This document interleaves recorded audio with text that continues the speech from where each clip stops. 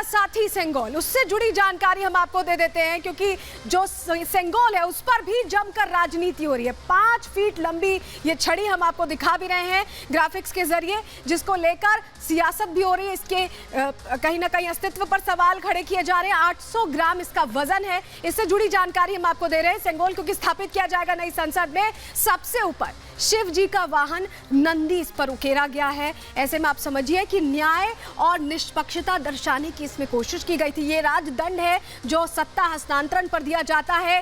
तमिल शब्द है ये सेंगोल, और इसका अर्थ भी आपको बता देते हैं। सेंगोल का मतलब है धन्य धान्य से भरपूर, यानी भारतीय संस्कृति में जो राजदंड देने की परंपरा रही है उसको दर्शाता है ये सेंगोल। और इस पर भी बयान देने से विपक्षी नेता बाज नहीं आ रहे हैं। इसको लेकर भी सियासत हो रही है। लेकिन अंदर की खबर आपको बताते हैं कि सेंगोल से ये विरोध शुरू नहीं हुआ था। दरअसल विरोध शुरू हुआ था पहले कि नई संसद बन क्यों रही है, जरूरत क्या है। फिर इसके खर्चे को लेकर बात हुई, उसके बाद भी विरोध नहीं थमा। फिर बात हुई कि आखिर उद्घाटन कौन कर रहा है, और अब सेंगोल नया मुद्दा खोजकर लगातार विरोध किया जा रहा है। सेंगोल को लेकर भी सवाल खड़े किए जा रहे हैं, जबकि इतिहास बहुत कुछ कहता है सेंगोल के बारे में। और अंदर की खबर में अब आपको बताते हैं सेंगोल का इतिहास क्या और कैसे कांग्रेस के एक बड़े चेहरे से भी ये जुड़ा हुआ है। रिपोर्ट देखिए।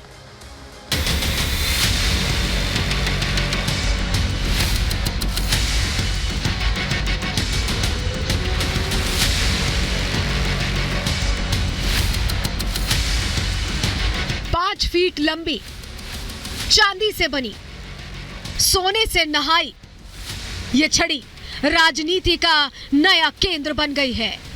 सेंगोल पर सियासत हाई है।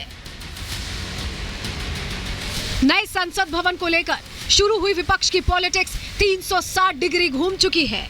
मोदी का विरोध करते करते विपक्ष अब इतिहास को ही झूठा साबित करने पर उतारू है। विपक्ष ने पहले नई संसद की जरूरत पर सवाल उठाए, फिर प्रधानमंत्री के हाथों उद्घाटन का विरोध किया, लेकिन अब तो कांग्रेस ने सेंगोल को ही बोगस बता दिया, इसके इतिहास को ही झुठला दिया। कांग्रेस कह रही है माउंटबेटन के जरिए तत्कालीन प्रधानमंत्री पंडित जवाहरलाल नेहरू को सेंगोल सौंपे जाने का कोई जिक्र या तस्वीर इतिहास के पन्नों में दर्ज है ही नहीं। सेंगोल की सियासत में विपक्ष के झूठ के तड़के ने इस मुद्दे को और भड़का दिया, जिसके बाद बीजेपी के बड़े नेताओं को सामने आना पड़ा। लेकिन सवाल यह है, क्या वाकई इतिहास में सेंगोल का जिक्र नहीं है? क्या माउंटबेटन ने पंडित नेहरू को सेंगोल नहीं सौंपा था? अंदर की खबर में आज पड़ताल इसी सवाल की होगी। हम सेंगोल से जुड़ी एक एक कड़ी को जोड़ेंगे और इस सवाल का सच आपके सामने रखेंगे। हम आपको उस शख्स से भी मिलवाएंगे जो विपक्ष के झूठ की गठरी की गांठ खोल देगा। लेकिन सबसे पहले समझिए इस विवाद की शुरुआत कैसे हुई। नई संसद का 28 तारीख को प्रधानमंत्री मोदी उद्घाटन करने जा रहे हैं, जिसका 21 विपक्षी दल विरोध कर रहे हैं। इस बीच केंद्रीय गृह मंत्री अमित शाह एक प्रेस कॉन्फ्रेंस करते हैं।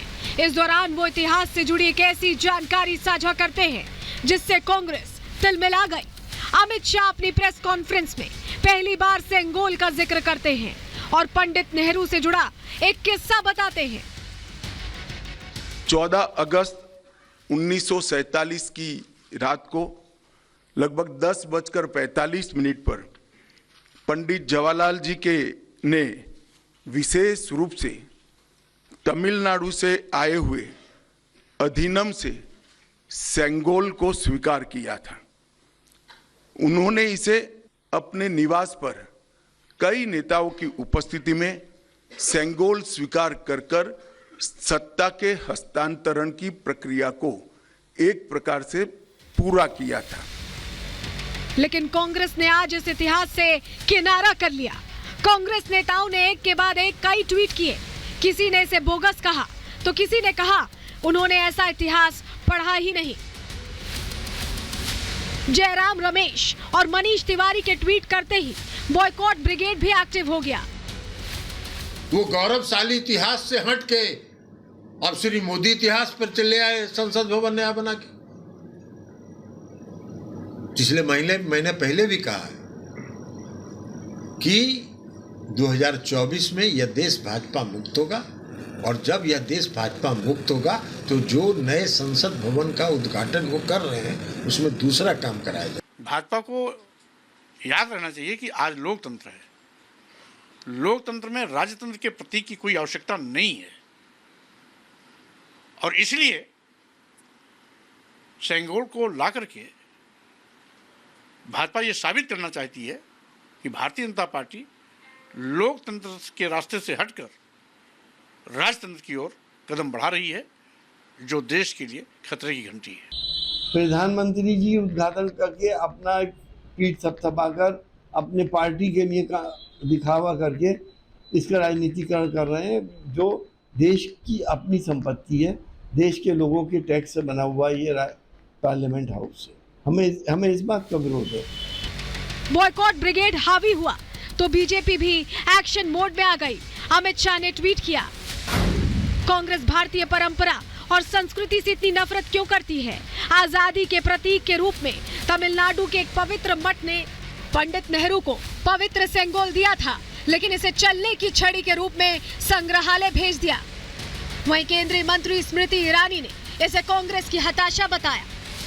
प्रतीक को, जो हमारे स्वर्णिम इतिहास का एक विशिष्ट अंग है, गांधी खानदान ने एक म्यूजियम के किसी अंधेरे कोने में नेहरू जी की छड़ी के रूप में वर्षों वर्ष तक रख रखा था।